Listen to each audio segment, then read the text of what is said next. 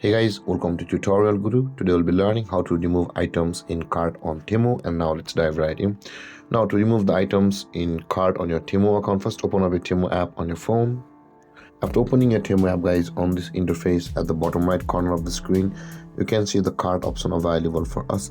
Tap on the cart option at the bottom right corner of the screen and you'll land over here, which is the cart section of your Temu account, and all of your items which you had added to your cart, including their price, will be over here. Now in order to delete those items or remove those items from the cart, at the top right corner of each of the items, guys, you can see a dumpster icon available for us over here. For example, this is the men fashion casual windbreaker, and at the right side of that name there is the delete or dumpster icon. Similarly, available on the top item as well. You can see at the right side of the name of that product there is the dumpster icon available for us. Tap on that dumpster icon and that item will be removed from your cart successfully.